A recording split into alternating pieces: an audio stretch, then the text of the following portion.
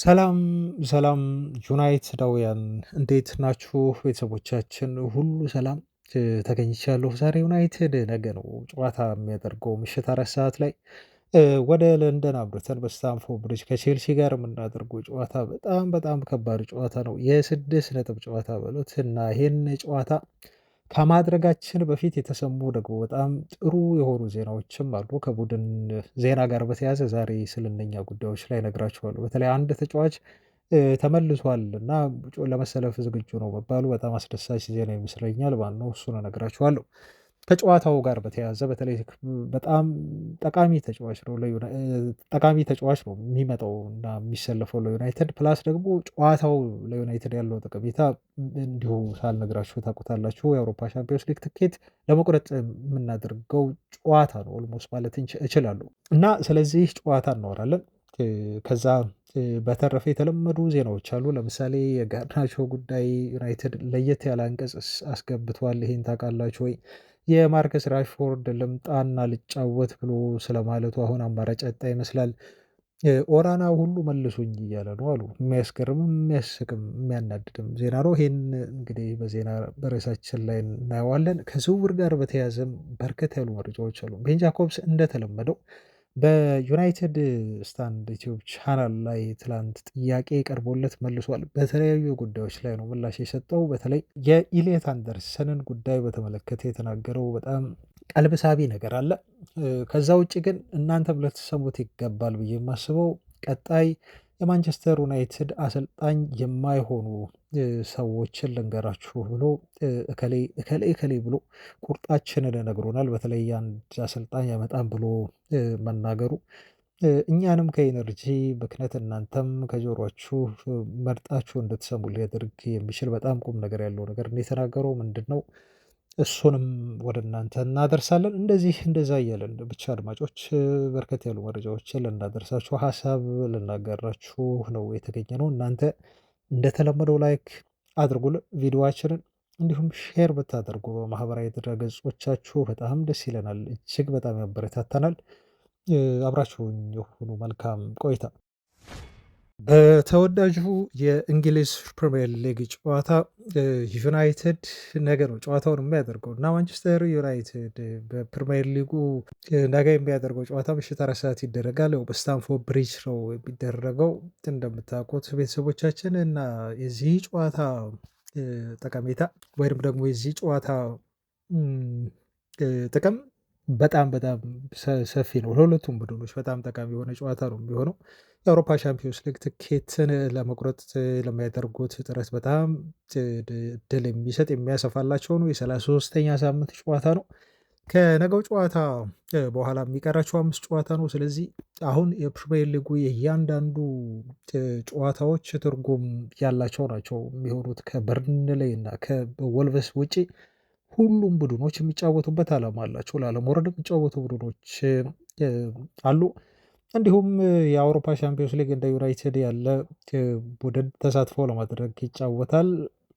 ለሻምፒዮንነት የሚደረጉ ጨዋታዎች በጣም ጠንከር ይላሉ እና ሂት የሚሆንበት የትኛውም ቀላል ጨዋታ የማይሆንበት እና ምንም አይነት ውጤት አስገራሚ የሆነ ውጤት ሊመዘገብ የሚችልበት ሳምንት ነው እና ዩናይትድ በተለይ ያው የባለፈውን ጨዋታ ላይ ባልመለስበትም ምክንያቱም ሳስታውሰው ራሱ እኔ በጣም ያስቆጨኛል እና በጣም የሚያበሳጭ ውጤት ነው እውነት ለመናገር ስቲል ሳምንት ኦልሞስት ያው ሰኞ ነው የተደረገው ግን ብዙ ቀናቶች ተቆጥረዋል። ያ ጨዋታ ሽንፈት ግን ስቲል ከሆዴ እኔ ከውስጤ አልወጣም። ከጥቅሙ አንፃር ነው አሁን የተቃኘሁት። ሰሞኑን ሳወራችሁ ነበር ለቡድኑ የአውሮፓ ሻምፒዮንስ ሊግ በጊዜ ማረጋገጥ ማለት በጣም ብዙ የሚሰጥ ጥቅም አለ። ይሄ ነገር ቀጣይ አሰልጣኛችንን ስንወስን፣ ቀጣይ የዝውውር እንቅስቃሴዎቻችንን ስንወስን የሻምፒዮንስ ሊግ ተሳትፎን አረጋግጠን ነው የምንወስነው። በጊዜ መወሰናችን ወደ አውሮፓ መድረክ መመለሳችን የሚሰጥን በጣም ጠቃሚ ከሆኑ ነገሮች አንዱ እቅዶቻችንን በጊዜ አውቀን አላማችንን ገበያችንን አውቀን ሂደቶችን እንዲሁ መፈጸም ነው። በዝውውርም በአሰልጣኝ ቅጥርም ላይ ማለት ነው። አሁን ያደረግነው ነገር ያንን ነገር ማጓተትና ሌሎች ክለቦችን መጋበዝ ነው። ሌሎች ተስፋ ያልነበራቸውን ኢቭን ክለቦች የአውሮፓ ሻምፒዮንስ ሊግ ተስፋ እንዲኖራቸው አድርገናል እና በቃ እኔ ቢገስት ዩናይትድ ፌል ያደረገበት ጨዋታ ቢኖር የባለፈው የሊድስ ዩናይትድ ጨዋታ ነው። እንዴት አድርገው ያገግማሉ! በነገው ጨዋታስ ምሽት 4 ሰዓት በሚደረገው ላይ ይክሱናል ወይ ተጫዋቾቻችን የሚለውን ይቅር የምንላቸው እውነት ለመናገር የነገውን ጨዋታ ተመልክተን ነው። የነገውን ጨዋታ የሚያሸንፉ ከሆነ ኦልሞስት አሁን ወደ አውሮፓ ሻምፒዮንስ ሊግ መግባታችንን እድል በጣም ይበልጥ ያሰፉታል። በተቃራኒው የሚሸነፉ ከሆነ ደግሞ ይበልጥ ለቼልሲ ልብ ልብ የሚሰጥ ለሌሎችም ከስር ላሉ ቡድኖች ልብ ልብ የሚሰጥ የማንቸስተር ዩናይትድን አፈጻጸም ደግሞ በጣም አስቸጋሪ ሊያደርገው የሚችል ውጤት ነው የሚመዘገበው ማለት ነው። አቻ እንኳን የነገውን ጨዋታ ጥሩ ውጤት አያስብለው፣ ማሸነፍ ብቻ ለማንቸስተር ዩናይትድ በጣም ጥሩ ውጤት ሊሆን ይችላል ማለት ነው። የሚያስገርማችሁ ቤተሰቦች የሚያስገርማችሁ ዩናይትድ የባለፈውን የሬድስ ጨዋታ ከማድረጉ በፊት እስከ ቶፕ ስሪ ማጠናቀቅ እድሉ ቶፕ ስሪ ነው ያልኳቸው፣ ሻምፒዮንስ ሊግ መግባት አይደለም። ሻምፒዮንስ ሊግ መግባት በጣም ሰፊ እድል ነበረው። እስከ 95 በመቶ እድል ኦፕታ ሰጥቶት ነበር ከሊድስ ዩናይትድ ጨዋታ በፊት። ቶፕ ስሪ የመግባት እድሉ ደግሞ 71 በመቶ ነበር። 71 በመቶ እስከ ሊድስ ዩናይትድ ጨዋታ ድረስ ማለት ነው። የሊድስ ዩናይትድን ጨዋታ ከተሸነፍን በኋላ ግን በሁለት ቀናት ልዩነት ውስጥ የዩናይትድ ቶፕ ስሪ ገብቶ ማጠናቀቅ እድሉ 16 በመቶ ተሰጥቶታል ማለት ነው። እና ይሄ ቁጥር አይዋሽም። እና ስታቱን እኔ እድሉን ሳይ በቃ ትክክል ናቸው እነሱ። ምክንያቱም የሌድስ ጨዋታን ብናሸንፍ ኖሮ እና ቼልሲን ብንደግም ኖሮ የ13 ነጥብ ልዩነት ይኖርን ነበር ማለት ነው ከስድስተኛው ቡድን ወይም ከቼልሲ ጋር ተሸነፍን። ስለዚህ አሁን ወደ 4 የመጥበብ እድል አለው ማለት ነው። በአንዴ ፐርሰንቴጁ ይሄ በዚህ ያክል ደረጃ ቢወርድ ብዙ የሚያስገርም አይደለም። ግን ትልቁ ነገር ምንድነው? አሁን ስህተታችንን የምናርምበት ጥሩ ጨዋታ ከፊታችን አለ። ይሄን ጨዋታ ደግሞ ማሸነፍ የተጫዋቾቻችን እና የደጋፊውንም መካስ የተጫዋቾቻችን ትልቁ ኃላፊነት ይሆናል። እንዴት ነው ሪያክት የሚያደርጉት እናየዋለን። እዚህ ጋር ያው ወደ አውሮፓ ቻምፒዮንስ ሊግ መመለስ ለዩናይትድ ብዙ ጠቀሜታ አለው። ከእቅድ አንጻር በቀጣይ ዝውውር መስኮት ከምንሰራቸው ከብዙ ነገሮች አንጻር ለዩናይትድ ቻምፒዮንስ ሊግ መመለስ ትልቅ የሆነ አስተዋጽኦ እንዳለው የሚካድ አይደለም። ለምሳሌ የሰሞኑን የአውሮፓ ሻምፒዮንስ ሊግ ጨዋታዎች ስንመለከት እንደው ከእነኚህ ቡድኖች የሚያገኙት ገቢ አለ ታውቃላችሁ። ለምሳሌ አሁን የአርሰናል ጨዋታ ተነሳ። ከዚህ በፊት ቴሪ ዳንኤል ሆነሪ የአሁኑ ማንቸስተር ዩናይትድ ሻምፒዮንስ ሊግ ተሳትፎ ቢሆን ኖሮ ጥሩ ሜንታሊቲ ስላላቸው በዚህ አውሮፓ መድረክ ከሊቨርፑል በላይ መስራት ይችሉ ነበር። ከሊቨርፑል እና ቼልሲ በላይ መሄድ ይችሉ ነበር ዩናይትዶች ሲል አስተያየት መስጠቱን እንዲሁ ታስታውሳላችሁ። ግን እሱ ያው በፐርፎርማንስ ቢሆንም ሆነር ይህን የተናገረው በተመልካች መሳብ ሆነ በገቢም በሉት ብዙ ተመልካች በማግኘት ዩናይትድ በጣም ሊጠቀም ይችላል፣ ውድድሩንም ሊጠቀም ይችላል። ይህን ያልኩት ለምንድን ነው? ለምሳሌ አርሰናሎች ባለፈው ከስፖርቲንግ ሊዝበን ሲጫወቱ በተመሳሳይ ሰዓት ትልቅ ጨዋታ ነበር ታውቃላችሁ። ሪያል ማድሪድ እና ባየር ሙኒክ ተጫውተው ነበር። በጣም ውብ የሆነ ጨዋታ ነበር። ብዙ ሙከራዎች የነበሩት፣ ብዙ ጎሎች ያሉት አጓጊ ጨዋታ ነበር እና የአርሰናልን ጨዋታ ታምናላችሁ ቤተሰቦች? በመላው ዓለም የተመለከቱ ተመልካቾች ቁጥር 5 ሚሊዮን ብቻ ነው። 5 ሚሊዮን በመላው ዓለም ካሉ የእግር ኳስ አፍቃሪያን የተመለከቱት ብዛት ነው እንግዲህ የደጋፊዎች ብዛት ማለት ነው ይሄን ጨዋታ እና አብዛኛው የዕለቱ ጨዋታ ተመልካች ሽፍት አድርጎ የነበረው ወይም ሪሞቱን ከፍቶ ሲከታተል የነበረው የማድሪድ እና የባየር ሙኒክን ጨዋታ ነው። በጣም ጥሩ ጨዋታ ስለነበር ማለት ነው። ኢማጅን አሁን ማንቸስተር ዩናይትድ በዛ ቀን በተመሳሳይ ሰዓት ጨዋታ አድርጎ ቢሆን ኖሮ በእርግጠኝነት መናገር የምችለው ከአርሰናል ቁጥር በላይ ምናልባትም ከሪያል ማድሪድ እና ባየር ሙኒክ ተከታታዮች ባልተናነሰ ዩናይትድ ተከታታይ እያገኝ ነበር። ምክንያቱም በርካታ ሰዎች ሪሞታቸውን ይዞ ዩናይትድን ጨዋታ በአውሮፓ ሻምፒዮንስ ሊግ መመልከታቸው አይቀርም እና ለዛ ነው ወደዚህ መድረክ መመለስ ለዩናይትድም እጅግ የሚጠቅመው ለአውሮፓ እግር ኳስ ማህበርም ቢሆን በገቢ ደረጃ በጣም ጠቃሚ የሚሆነው ማለት ነው። ወደ ዜናዎቻችን እንለፍና ስለ ቡድን ዜና ስናወራ ከነገው ጨዋታ በፊት ዶርጉ ልምምድ እየሰራ ነው። ያው ተመልክታችኋል ምስሎችን ብዬ አስባለሁ። ግን እስካሁን ድረስ ትልቁ ችግር ምንድን ነው? ዶርጉ በግል ነው ልምምዶችን የሚሰራው። ስለዚህ ተጫዋቹ እንደ ቡድን ጨዋታ ማድረግ አልጀመረም ማለት ነው። ይሄ ትልቁ ችግር ነው።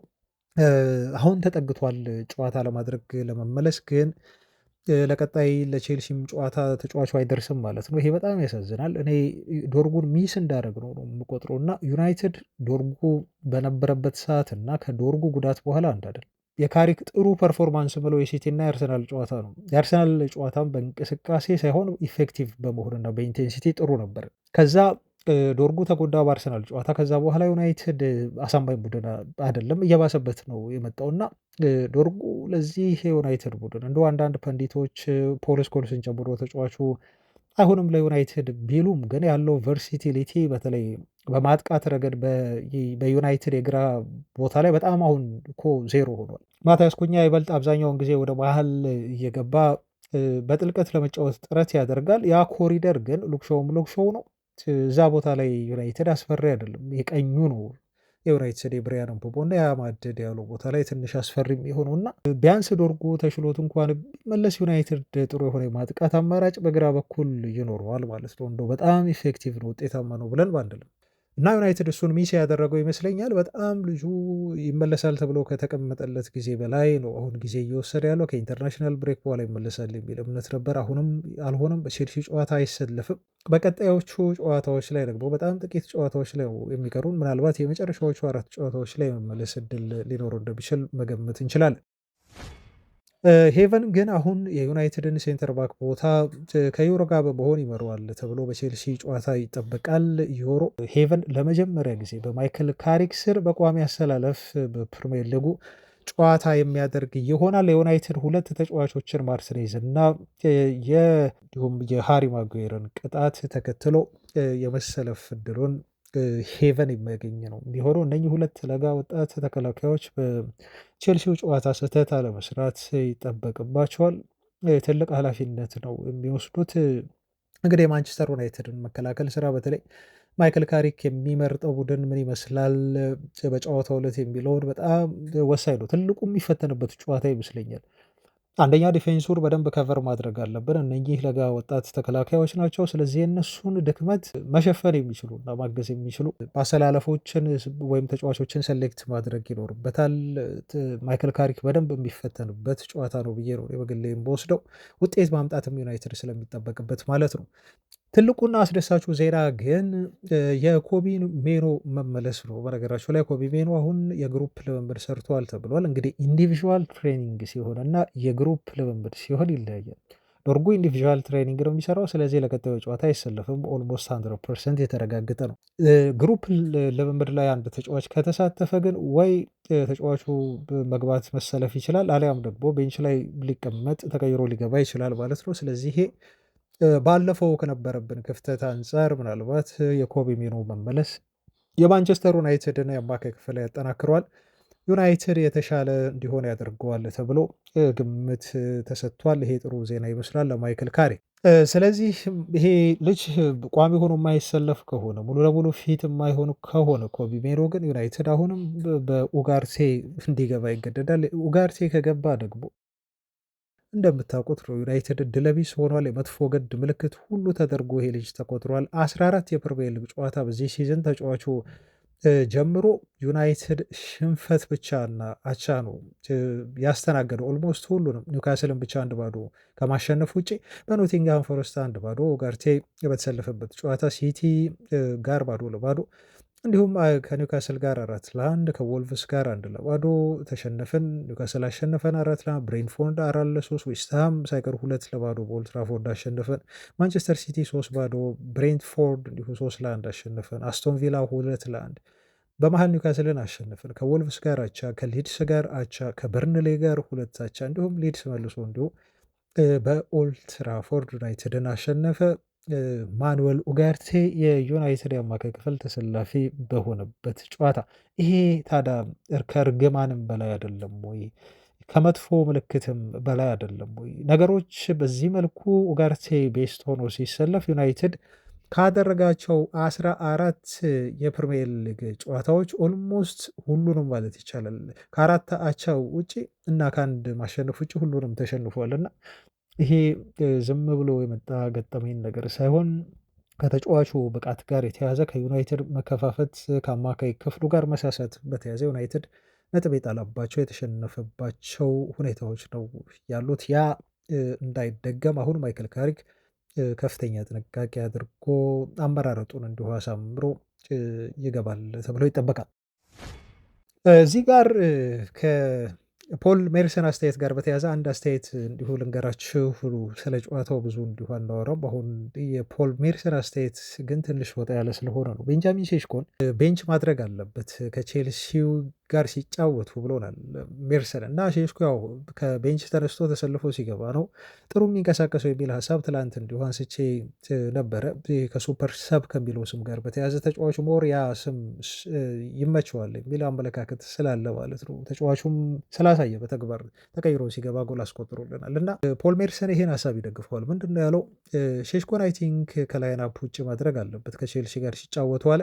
እሱ ተቀይሮ በሚገባበት ሰዓት ተጽዕኖ ማሳደር የሚችል ተጫዋች እንደሆነ ነው የተረዳሁት ነው የሚለው እና ከሊድስ ጋር ባደረጉት ጨዋታ ላይ ተጫዋቹ ተቀይሮ ሲገባ ከሚያደርገው ተጽዕኖ በታች ነው እንግዲህ አስተዋጽኦ ሲያበረክት እየተመለከትኩት። ልጁ ቤስት ሆኖ ሲጫወት ለቡድኑ ውጤታማነት አስተዋጽኦ አያበረክትም ሲል ለካሪክ ከዚህ በፊት ሲያደርግ እንደነበረው ተጫዋቹን ቀይሮ ቢያስገባው የተሻለ እንደሚሆን ምክንያቱም ከ60 ደቂቃ በኋላ በተለይ የደከሙ እግራቸው የዛለ መሮጥ የማይችሉ ተከላካዮች ተጫዋቾችን ስለሆነ የሚገጥመው ልጁ ስፒድ አለው፣ በከፍተኛ ደረጃ የመነሳት አቅም ስላለው ይህን አድቫንቴጅ ተጠቅሞ ጎል የማስቆጠር እድል ስላለው ሼሽኮ ከቤንች መነሳት አለበት ብሏል የቀድሞ ሌጀንድ ተጫዋች ፖል ሜርሰን።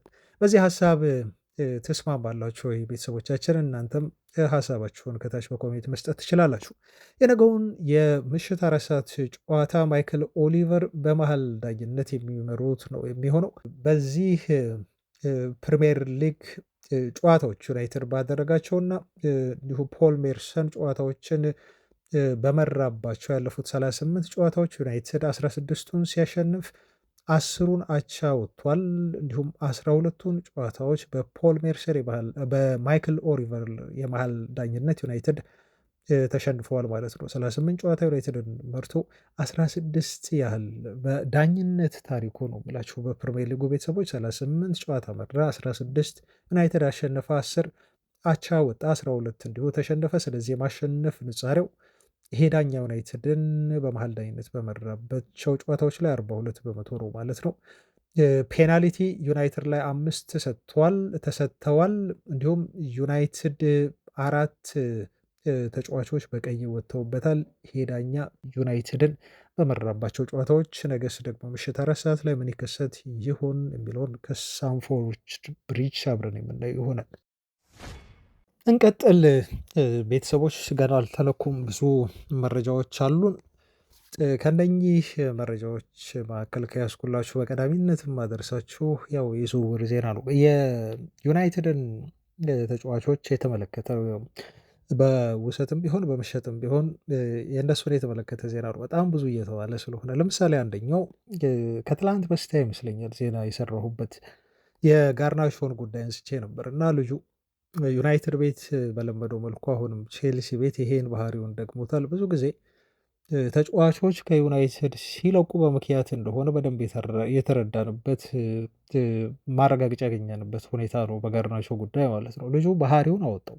ቼልሲ ቤት ሆኖ ባህሪውን ነው በደንብ ያወጣው። ዩናይትድ ቤት ውስጥ ሲሰራ የነበረውን ስህተት አሁን ቼልሲ ቤት ደግሞት ዩናይትድን ደግሞ መናፈቅ ጀመረ ማለት ነው። ዩሲ የዩናይትድን ፖስቶች ቲክቶክ ላይ ብቻ አስቀርቶ የቼልሲን በሙሉ ደለት አጠፋ። አሁን ኦልሞስት በቃ ልጁ ከቼልሲ ጋር ተቆራርጧል። እኔ በቀጣይ ጨዋታዎችም ተጫዋቹ ስለመሰለፉ በነገውም ጨዋታ ላይ እርግጠኛ አይደለሁም ቤተሰቦች። በይፋ ጋርናቾ በዩናይትዱ ጨዋታ ላይ አይኖርም ተብሎ ባይነገርም ግን አይ ቲንክ ክለቡ ሲሪየስ የሆነ እርምጃ የሚወስድበት ይመስለኛል። ሳሙኤል ሉካርስ እንዳለው ከሆነ ጋርናቾ አሁን ቼልሲን ለመልቀቅ ተዘጋጅቷል እና ኢቨን ወደ አርጀንቲና ይልኩታል የሚል ዜና ወጥቷል። ወደ ስፔን የሚባልም ዘገባ አለ። ጥሩ እና በጣም አስቂኙ ግን ደግሞ ዩናይትድ የሚጠቀምበት ትልቅ ነገር 10% ተጫዋቹ ከወደፊት ሽያጩ ላይ ዩናይትድ ይወስዳል። በየትኛውም ገንዘብ ይሸጥ ጋርናቾ ክረምት ላይ ቼልሲዎች ተሳክቶላቸው የሚሸጡት ከሆነ 10% የሚደርሰው ገቢ ለማንቸስተር ዩናይትድ የሚከፈል ይሆናል። ምክንያቱም ዩናይትድ 10% የሴል ኦን ክላውዝስ ስላካተተ ኮንትራቱ ላይ ማለት ነው። በዛ በኩል ደግሞ ማርከስ ራሽፎርድ ከወደ ስፔን ሆኖ ፍጹም ሲያልመው ሲመኘው መጫወት ሲፈልግበት ከነበረው ክለብ ግን አትፈለግም እየተባለ ይገኛል። ይሄ ተጫዋች ዩናይትድም ይፈልገኝ ከሆነ ለቀድሞ ክለቤ መልሼ ለመጫወት ችግር የለብኝም፣ እጫወታለሁ፣ ዝግጁ ነኝ ሲል አሁን ተስፋ በመቁረጡ ይመስላል። ተስፋ በመቁረጡ የሚለው ላይ ያስምሩበት። ባርሴሎናዎች እንደማያስፈርሙትና ከተጫዋቹ ድርድር ራሳቸውን እያገለሉ ሲመጡ ተመልሼ ልጫወት የሚል ሀሳብ እያነሳ ነው የሚገኘው። እሱ ብቻ አይደለም። በውሰት የሚገኘው ሌላኛው ቱርክ የሚገኘው በአንድሬ ኦናና ሁሉ ሳይቀር ወደ ዩናይትድ ተመልሼ መጫወት እፈልጋለሁ የሚል ሀሳብ እያነሳ ነው እና የእነኚህ ተጫዋቾችን እኔ ፕሮፌሽናሊዝም በጣም ጥያቄ ምልክት ውስጥ እገባለሁ። አሁን ዩናይትድ ሻምፒዮንስ ሊግ ለመግባት የተቃረበ ቡድን ይመስላል። ሻምፒዮንስ ሊግ ባጣንበት ወቅት ልቀቁን እያሉ ሲያምፁ የነበሩ ልጆች ናቸው። ወደ አውሮፓ ሻምፒዮንስ ሊግ የሚሳተፍ ቡድን መጫወት እንፈልጋለን ሲሉ ሲናገሩ የነበሩ ተጫዋቾች ናቸው። አሁን ዩናይትድ ሲጠናከር ቡድኑ ጥሩ መስሎ ሲታያቸው ደግሞ ዩናይትድን መናፈቅ ወደ ዩናይትድ ተመልሰን ድላችንን መሞከር መጫወት እንፈልጋለን ክለቡ የሚፈልገን ከሆነ ሬዲ ነን ብሎ መናገር ይሄ ከተጫዋቾቹ ወገን ያለው ይሄ በእግር ኳሳዊ የሆነ ስሜት ሳይሆን ሌላ ጥቅም ያዘለ አይነት ነገር ነው ያስመሰለባቸው። ይሄን ያልኩት ለምንድን ነው? ቤተሰቦች ጋርናቾ ከማንቸስተር ዩናይትድ ሲወጣ ወደ አውሮፓ ሻምፒዮንስ ሊግ መቀላቀል እና እዛ መጫወት እፈልጋለሁ ብሎ ነው የወጣው እና ቼልሲ ቤት ሄዶ በጣም ኮምፕሊትሊ እርግጠኛ ነበር ቼልሲዎች ከዩናይትድ በበለጠ በፕሪሚየር ሊጉ የደረጃ ሰንጠረዥ ሊያጠናቅቁ እንደሚችሉ ማለት ነው። ይሄን ስላችሁ አሁን እድል የላቸውም እያልኩ አይደለም። ዩናይትድ ይሄንም የሚያሰፋበት እድል ነበር፣ አጥብቦታል። ግን ደግሞ ጋርናቾ አሁን ዩናይትድ ከቼልሲ የተሻለ ቡድን መሆኑን አምኗል። ባይናገረውም ግን አምኖታል። ከድርጊቱ እንረዳለን ማለት ነው። ስለዚህ እነኚህ ተጫዋቾች ራሽፎርድን ጨምሮ አሁን ክለቡ ከፈለገ መጥቼ ለመጫወት ዝግጁ ነኝ ብሎ ቢልም ግን ቤን ጃኮብስ ትላንትና በዩናይትድ ስታንድ ዩቲዩብ ቻናል ላይ ወጥቶ ከክለቡ ሰዎች ከአመራሮቹ ማርከስ ራሽፎርድ መጥቶ የመጫወት ፍላጎት ቢኖረው እንኳን እና ቀጣይ ሲዘን ላይ ዩናይትድን ማሪያ አድርጎ ሲጫወት ባየው ግን በጣም ነው የምገረመው ብሏል። ምክንያቱም እኔ እንደተረዳሁት ከሆነ ከዩናይትድ የዜና ምንጮቼ የተጫዋቹ የማንቸስተር ዩናይትድ እህል ውሃ አብቅቷል እና ፔሬድ ሲል ነው እሱ የገለጸው። በቃ አይመለስም፣ ላይጠገን ማርከስ ራሽፎርድ እና የዩናይትድ ግንኙነት ለአንዴና ለመጨረሻ ጊዜ ያበቃ ያከተመ ጉዳይ ነው እና ተጫዋቹ ፍላጎት ቢኖረውም የማንቸስተር ዩናይትድ ማሊያን ለብሶ በድጋሚ መጫወት በተለይ ማይክል ካሪክ የዩናይትድ ቋሚ አሰልጣኝ የሚሆን ከሆነ ስለሚፈልገው እሱም የመመለስ ፍላጎት ቢኖረውም ግን የክለቡ አመራሮች የራሽፎርድን ጉዳይ በተለየ መልኩ ነው የሚያዩት ብለው ቤን ጃኮብስ ተናግሯል ማለት ነው። በሳምንት 325,000 ፓውንድ ይከፈለዋል። ባርሴሎናዎች ተጫዋቹን እንዳያስፈርሙት ትልቁ እክል ሆነብን እያሉ የሚገኙት ከተጫዋቹ ዝውውር ገንዘብ ባልተናነሰ የተጫዋቹ ደሞዝ ነው። ከሕግ ጋር አይጣጣምልንም፣ ተጫዋቹን አስመዝግበን መጫወት አንችልም፣ ምክንያቱም ከፍተኛ ደሞዝ ተከፋይ ነው።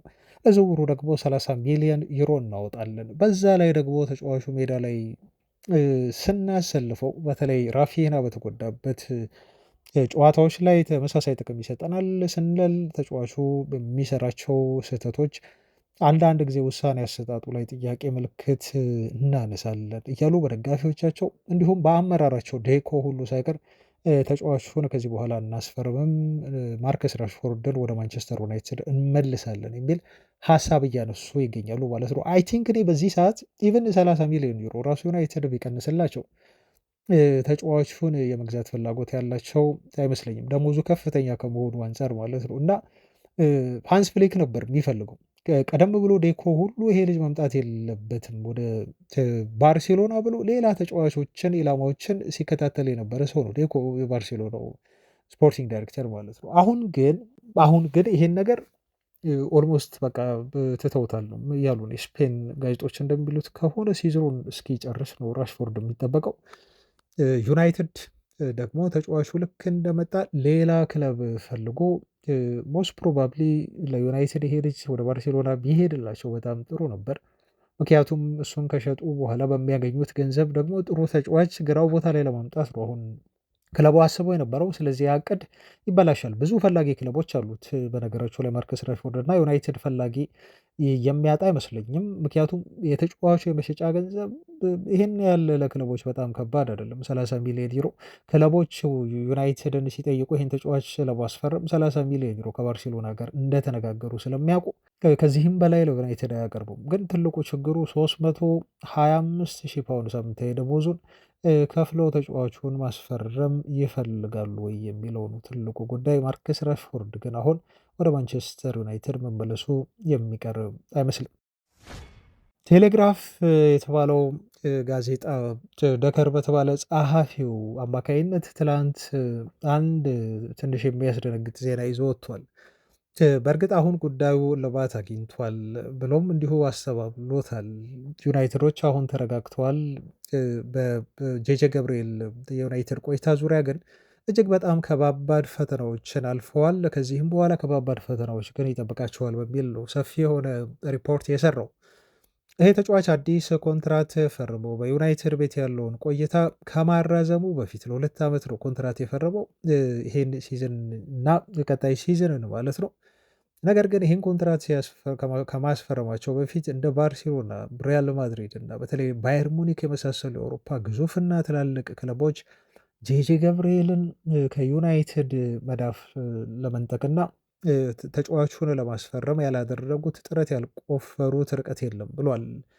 ጋዜጣው በተለይ ባለፈው ክረምት ላይ ዩናይትዶች ልጁን ለማቆየትና ለማሳመን ከፍተኛ መስዋዕትነትን ከፍለዋል። በዛው ከተማቸው ሁሉ ሳይቀር ከዛው የማንቸስተር ሲቲ ሰዎች ተጫዋቹን አሳምነው ከ14 ዓመት በታች የሆኑ ተጫዋቾችን በነፃ ክለቦች የመልቀቅ ኃላፊነት አለባቸው የሚል ሕግ ተቀምጧል። ያን ሕግ ሁሉ ተጠቅመው ያኔ እድሜው ገና ስለነበር ማለት ነው ተጫዋቹን ለማስኮብለር ከዩናይትድ ወደ ሲቲ ለማስኮብለር ጥረት አድርገው የነበረ ቢሆንም ግን ሳይሳካላቸው ቀርቷል ነው የተባለው። እና አሁንም ቢሆን ነው የሚለው እንግዲህ ቴሌግራፍ ጋዜጣ አሁንም ቢሆን ዩናይትዶች ከፍተኛ ስጋት አላቸው። በብዙ ክለቦች ልጁ ተከቧል።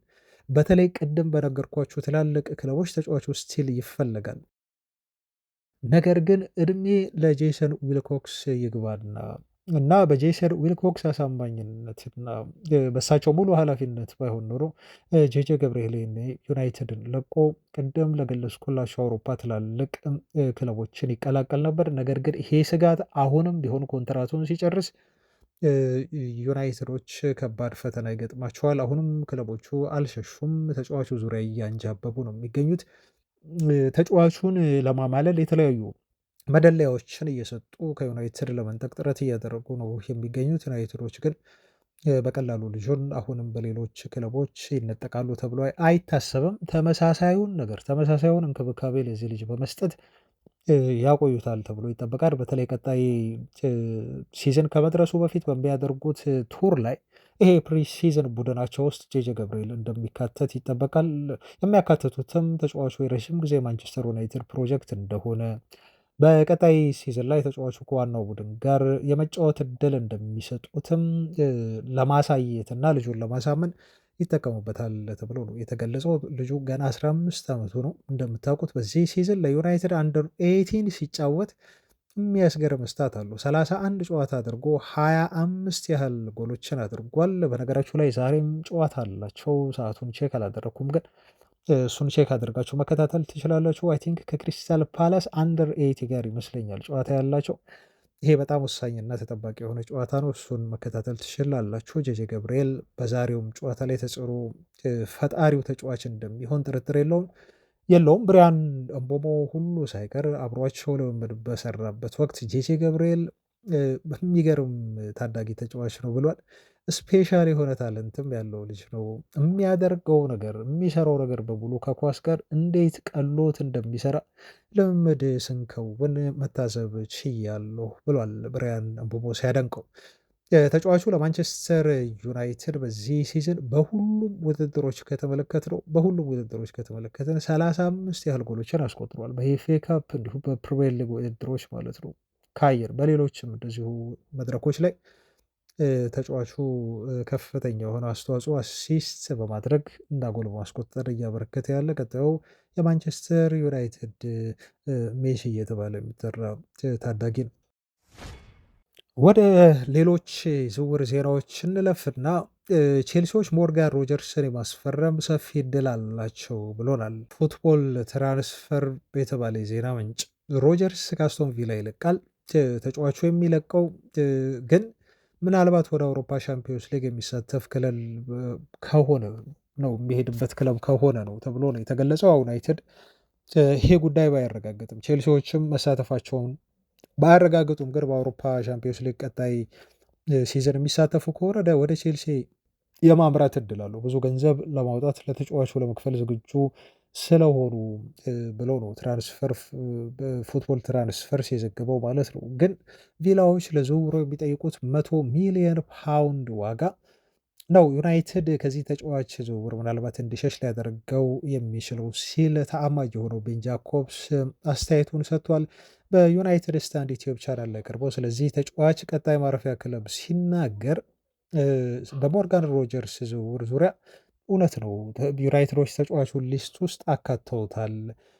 ነገር ግን የቪላዎች ዋጋ ተመን እጅግ በጣም ከፍተኛ ነው እና ተጫዋቹን ለማዛወር ጥሩ ብር የሚቀርብላቸው ከሆነ እየተባለ እንዳለው 100 ሚሊዮን ነው። በዚህ ገንዘብ ይሸጡታል ዋጋ ስላላቸው። ይሄ ነገር ደግሞ ለዩናይትድ ዋጋውን እጅግ ውድ ያደርግባቸዋል እና ተጫዋቹም ቢሆን ደግሞ አስቶን ቪላን ለመልቀቅ እንደው አስቀንሰው እንኳን ይገዙታል እንዲባል ተጫዋቹ ቪላን ለመልቀቅ ፑሽ አያደርግም ወይንም ደግሞ ለቪላ ሰዎች ልቀቁኝ ወደሚል አመፅ ውስጥ አይገባም። ምክንያቱም በቅርቡ ነው አዲስ ኮንትራት የፈረመው፣ ረጅም ዓመት ኮንትራት የፈረመው። በዛ ምክንያት ሞርጋን ሮጀርስ ቢያንስ ቀጣይ ክረምት ላይ አስቶን ቪላን አስገድዶ ለመልቀቅ አያስብም። ግን ቢለቅና ወደ ሌሎች ክለቦች ቢያመራ ደስተኛ ነው። ዩናይትዶች ሊስት ውስጥ አካተውታል። ግን የተለጠፈበት የዋጋ ተመን ዝውውሩን አስቸጋሪ ያደርገዋል ነው ያለው ቤን ጃኮብስ። ወደ አማካይ ዝውውር ዜናዎች እንለፍ። ማንቸስተር ዩናይትድ እጅግ አጥብቆ የሚፈልገው የአማካይ ስፍራ ተጫዋች የሆኑ ቁጥር አንድ የዝውውር ኢላማቸው የሆነው የኢልያት አንደርሰንን ጉዳይ በተመለከተ ትላንት ሁለት ዜና ወጣ። አንደኛው ዜና የእናቱ ህልፈት ነው የተገለጸው። የቶክ ስፖርቱ ጋዜጠኛ ቤን ጃኮብስ ነው ትላንት እናቱ በህይወት አለመኖሯን እና ማረፏን ይፋ ያደረገው እና ልጁ አሁን ሀዘን ላይ ነው። ኖቲንግሃም ፎረስቶች በሚያደርጓቸው ቀጣይ ጨዋታዎች ላይ ይሳተፋል ተብሎ አይጠበቅም። ትላንት ምሽት አይ ቲንክ አልነበረም፣ አልተሰለፈም። ፎረስቶች በአውሮፓ ምድብ ፖርቶን ሲገጥሙ በሜዳቸው ተጫዋቹ ጨዋታው አምልጦታል። ምክንያቱም ሀዘን ላይ ስለሆነ ተብሎ ነው የተገለጸው። በቀጣይ ጨዋታዎች ላይ በፕሪሚየር ሊጉ ይሳተፍ አይሳተፍ አላቅም። ቤተሰቦች ግን ብቻ ሀዘን ላይ ነው የሚለው በአንዱ ዜና ነው ኢሌት አንደርሰን። ትልቁ ነገር ግን ያው ስለ ዝውውር ስለምናወራ የኢሌት አንደርሰንን ዝውውር በተመለከተ ፎረስቶች ሪከርድ የሆነ የእንግሊዝ የአማካይዎች ዝውውር ሪከርድ ገንዘብ ነው የሚፈልጉት ተብሏል። አሁን ያያቸው የፎረስቶች በር ክፍት የሆነው ተጫዋቹ ከሲቲ ጋር ብዙ ነገሮችን ጨርሷል፣ ወደ ማንቸስተር ሲቲ ያመራል ተብሎ ሲነገር፣ ፎረስቶች ግን አይ አላለቀም ጉዳዩ ዩናይትድም ይመጣል እና የዩናይትዶችን ጥያቄና አቅርቦትን እንመለከታለን ብለው ለዩናይትድ በራቸውን ክፍት አድርገው ዩናይትድን የዝውውር ጥያቄ ሲጠብቁ የነበሩት በዚህ ምክንያት ነው። ፉክክሩን ለመጨመር እና የሚሸጡበትን ገንዘብ ሰቅለው ለማስቀመጥ ማለት ነው። ትላንት ይሄ ነገር ተገለጠ። ሪከርድ የሆነ የዝውውር ገንዘብ እንፈልጋለን ይሄ ልጅ ለመሸጥ ብለዋል አለ እጅግ የሚታመነው የዛ አትሌቲክ ጋዜጣ ዘጋቢ ዴቪድ ኦርንስተን እንደሚለው ከሆነ ኖቲንግሃም ፎረስቶች ኢልየት አንደርሰንን መግዛት የሚፈልግ የትኛውም ክለብ የእንግሊዝ ፕሪሚየር ሊግ የአማካይ የዝውውር ሪከርድን መስመር አለበት የሚል አቋም ይዘዋል ነው ያለው። በእንግሊዝ ፕሪሚየር ሊግ ታሪክ ከፍተኛ ገንዘብ ወጥቶበት በእንግሊዝ ውስጥ የተዘዋወረው ተጫዋች ሞይሰስ ካሴዶ ነው። ካሴዶ ከብራይተን ወደ ቼልሲ ሲዛወር ወደ 115 ሚሊዮን ፓውንድ እስከ 120 ሚሊዮን ፓውንድ ሊሆን ይችላል። በዚህ አካባቢ የሆነ ገንዘብ ወጪ ተደርጎበታል። ስለዚህ ፎረስቶች ኢሌት አንደርሰንን ለመሸጥ ከ120 ሚሊዮን ፓውንድ እና ከዛ በላይ ገንዘብ እየፈለጉ ነው ማለት ነው። እንግሊዝ ፕሪሚየር ሊግ የአማካዮች ዝውውር ሪከርድ እንዲሰበር ይፈልጋሉ ያለን ዴቪድ ኦርንስተን ያወጣው መረጃ ነው። እና ይሄ ጉዳይ በጣም በጣም አሳሳቢ ነው ለማንቸስተር ዩናይትድ። በተለይ ሲቲዎች አቅም ሊኖራቸው ይችላል ኦፍኮርስ፣ ግን ሲቲዎችም ገደብ አላቸው። ይሄንን በዲክላን ራይስ ዝውውር ላይ ያሳይተዋል። የተጫዋቹን የመሸጫ ዋጋ ዌስትሃም ዩናይትዶች እያስወደዱ ከአርሰናል ጋር በመፎካከር ሲመጡና አርሰናል 105 ለማቅረብ ሲሞክር እና ወይ ሲያቀርቡና ሲወስዱት ማንቸስተር ሲቲዎች ግን እኛ ከዚህ በላይ ገንዘብ አናወጣም በሚል ራሳቸውን ከዝውውሩ ፉክክር አግለዋል። በኢሊየት አንደርሰን ዝውውር ላይ ይሄንን ያደርጋሉ ወይ ሲቲዎች ሪከርዶን ሰብረው ያመጡታል ወይ የሚለውን አብረን የምናይ ቢሆንም ግን ተጫዋቹ በቀላሉ ወደ ሁለቱም ክለቦች የማይሄድ ተጫዋች መሆኑን ቢያንስ ቢያንስ በገንዘብ እጅግ ከፍተኛ የሆነ ገንዘብ ሊያስወጣ የሚችል ተጫዋች መሆኑ ተረጋግጧል ነው የተባለው። እና የዩናይትድ የዝውውር እንቅስቃሴ ዲክቴት የሚደረገው ከዚህ በፊት ብየዋለው በአውሮፓ ሻምፒዮንስ ሊግ ተሳትፎ ነው። በጊዜ ክለቡ የአውሮፓ ሻምፒዮንስ ሊግ ተሳትፎን የሚያረጋግጥ ከሆነ የገንዘብ ችግር አይኖርበትም። ሪከርድ ክፍያም ቢሆን ዩናይትዶች ካመኑበት እና ልጁ ወሳኝ ዝውውር ነው ብለው እዚህ ተጫዋች ላይ የሚወስኑ ከሆነ ተጫዋቹን ለማስፈረም በቂ የሆነ የዝውውር ገንዘብ ከሲቲ ጋር የሚፎካከሩበት ሊያገኙ ይችላሉ። ይህ መሆን የሚችለው ግን ከአውሮፓ ሻምፒዮንስ ሊግ ተሳትፎ ጋር ብቻ ነው። ከዛ ውጭ የሚሆኑ ከሆነ ታርጌቶቻቸውና የሚያወጡት ገንዘብ በሙሉ ገደብ ይኖረዋል ተብሎ ነው። የአውሮፓ ሻምፒዮንስ ሊግ ተሳትፎ ለዩናይትድ እንደ ትልቅ ቅድመ ሁኔታ ተደርጎ የተቀመጠው። ለዛም ነው የዛሬውን ጨዋታ ማንቸስተር ዩናይትድ ማሸነፍና የነጥብ ልዩነቱን ወደ 7 ማድረግ አለበት ተብሎ አይሚን የነገውን ጨዋታ ማለት ነው። ቤተሰቦች ይቅርታ፣ የነገ 4 ሰዓት ላይ ማንቸስተር ዩናይትድ ቼልሲን ማሸነፉ ብዙ ትርጉም ያለው ጨዋታ እንደሆነ በጉጉት እየተጠበቀ ያለው ለሁለቱም ቡድኖች ኦፍኮርስ እዚህ ጋር ይሰራል። ግን ከባለፈው መጥፎ ፐርፎርማንስ አንፃር የዩናይትድ ተጫዋቾች እንዴት አድርገው ሪያክት ያደርጋሉ በነገው ጨዋታ ላይ የሚለው ትልልቅ ቡድኖች ላይ ትልልቅ ጨዋታዎች ላይ ጥሩ ሲንቀሳቀሱ ስላየን በነገውም ጨዋታ እንግዲህ ዩናይትድን 3 ነጥብ ማግኘት በጉጉት እየጠበቅን የምንመለከተው ጨዋታ ይሆናል። ወደ መጨረሻው የዜናዊ ምዕራፍ ላምራና የአሰልጣኝ ቅጥርን በተመለከተ ነው መረጃ ያስኩላችሁ እና ትላንት ብዙ ዜና ወጣ።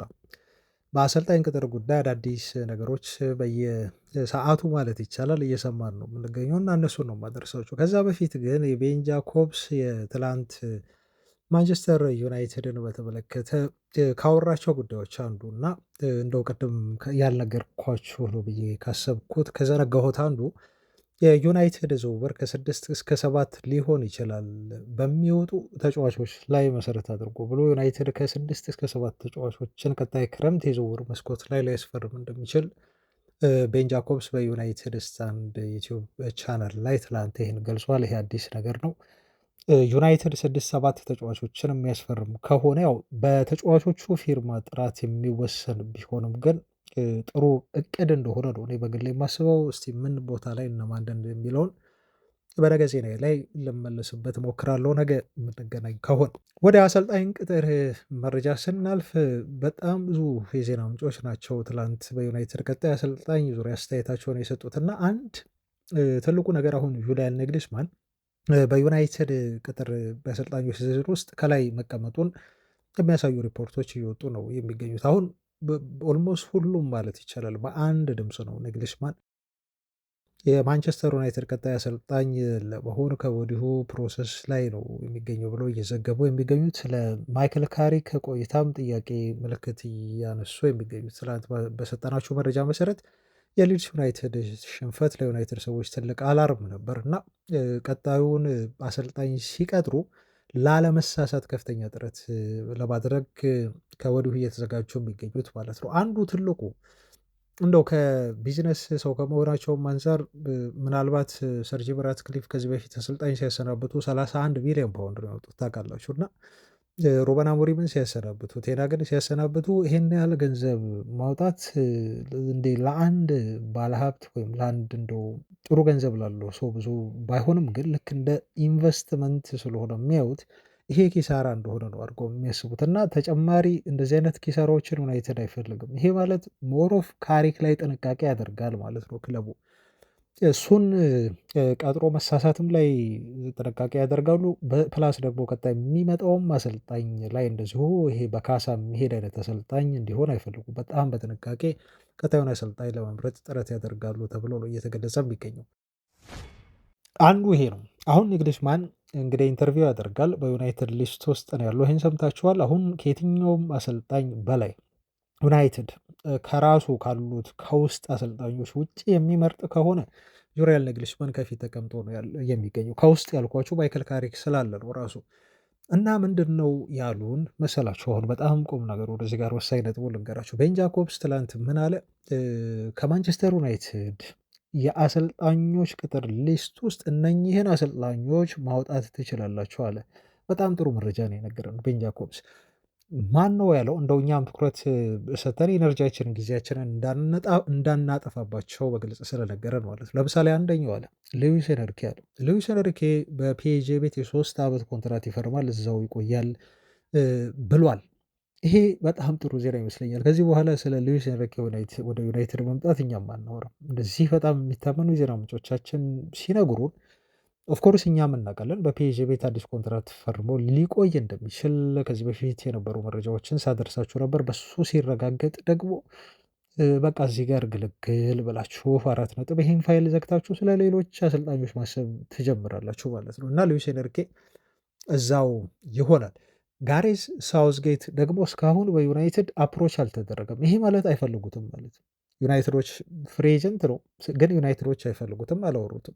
ዣቪ አሎንሶ እና ኢንዞ ማሬስካ በማንቸስተር ዩናይትድ ሊስቱ ውስጥ ያሉ የሚታሰቡ አሰልጣኞች እንኳን አይደሉም ነው ያለው እሱ። ስለዚህ 4 አሰልጣኞችን አስወጥቶልናል። አንደኛ ሉዊስ ኤንሪኬ፣ ሁለተኛ ጋሬዝ ሳውዝጌት፣ ሶስተኛ ዣቪ አሎንሶ፣ አራተኛ ማሬስካ ወደ ሲቲ የሚሄድ እድል አለው የተባለው ቀድሞ የቼልሲ አሰልጣኝ ከዩናይትድ የአሰልጣኞች ቅጥር ዝርዝር ውጪ ናቸው እና እነኚህን ሰዎች አውጧቸው ብሎናል። የተለየ ነገር ካልተፈጠረ እንግዲህ ቤን ጃኮብስ እንደዚህ ሲል ገልጾታል ማለት ነው። እና ያለው አዲስ ነገር ምንድን ነው?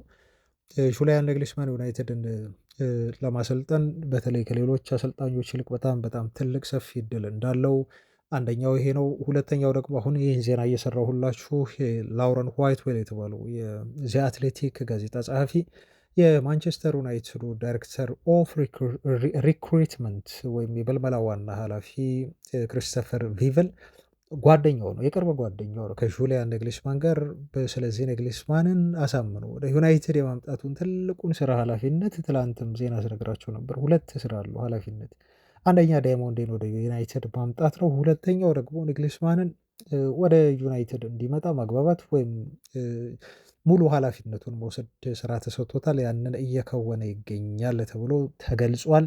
ቪቨል ወሳኝና ቁልፍ ሰው ነው። በአርቢ ሌይፕዚግ አብረው ሰርቷል ከናግልስማን ጋር። በዛ ምክንያት ነው ከፍተኛ የሆነ ትውውቅ ያላቸው በቡንደስሊጋው ማለት ነው። እንዲሁም ከባየር ሙኒክ ጋር ጥሩ ውጤት ባመጣባቸው ወቅቶች እንዲሁ የቅርብ ግንኙነት ነበራቸው። ስቲል አሁንም ግንኙነት ያላቸው የቅርብ ሰዎች ናቸው ከቪቨል ጋር ተብሎ ነው እየተገለጸ የሚገኘው። እና የዓለም ዋንጫው እና ምናልባት የዩናይትድ ፕሪ ሲዝን ግን ሊጋጭ ይችላል፣ ነገሮችን ኮምፕሊኬት ሊያደርግ ይችላል ተብሎም እንዲሁ ታስቧል። ዩናይትድ እንግዲህ ዓለም ዋንጫው ደርሷል፣ ቅርብ ነው ታውቃላችሁ፣ ሲዝኖቹ ከተጠናቀቁ በኋላ ነው። ግን አንድ አሰልጣኝ ደግሞ ስለ ዓለም ዋንጫውም እየተጫወተ እያሰበ ጀርመን እስከምን ድረስ እንደምትሄድ ስለማይታወቅ ማለት ነው። ጠንካራ ቲም ናቸው ጀርመኖች፣ ሊገፉ ይችላሉ ዓለም ዋንጫው ላይ። በዛ ሁኔታ ውስጥ ሆኖ ደግሞ ስለ ቀጣይ ሲዝን ዝግጅት የሚያስብበት ጊዜ ላይኖረው ይችላል የሚል ግን ትልቅ ትልቅ ስጋት ነው ያለው።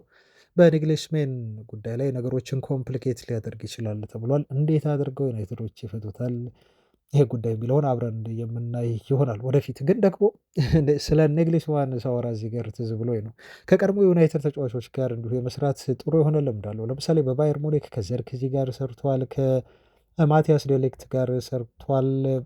ከዛ ውጭ ደግሞ ከማዝራዊ ጋር አብሮ ሰርቶ ነበር። በአርቢ ሌይፕዚግ ደግሞ ሳለ ማቲያስ ኩኛ እዛ ነበር ታውቃላችሁ። ከኩኛ ጋር አብሮት ሰርቷል ናግልስማን እና ጥቂት ከሚባሉ የዩናይትድ ተጫዋቾች ጋር ሁሉ ቀድሞ አብሮ በሙኒክና በአርቢ ሌይፕዚግ የሰራ አሰልጣኝ ነው ናግልስማን እና በዝርዝር ውስጥ ወደፊት እየመጣ ነው የሚገኘው ነው የተባለው። ኳሊቲዎቹን ላነሳላችሁ ፈልጌ ነበር ግን ቪዲዮ እንዳይረዝም በሚል በቀጣዮቹ ቀናትም ስለምናወራ በዚህ አሰልጣኝ ኳሊቲ ያሰለጣጠን ስልትና ጠንካራ ጎኑን ያጨዋወት ስታይሉን በተመለከተ ቀጣይ መረጃዎችን እንዲሁ ማደርሳችሁ ይሆናል። ቤተሰቦች አብራችሁኝ ስለነበራችሁ እጅግ ከልብ አመሰግናለሁ። በተለያዩ መረጃዎች አይ ቲንክ ነገ አገኛችኋለሁኝ። ነገ ቼክ አድርጉኝ። ከጨዋታው 4 ሰዓት ምሽት ስለሆነ ጊዜ አለን። ዜና የምንሰራበት ዜናዎችን የምናወራበት። እስከዛው ሰላም ሁኑ ባይ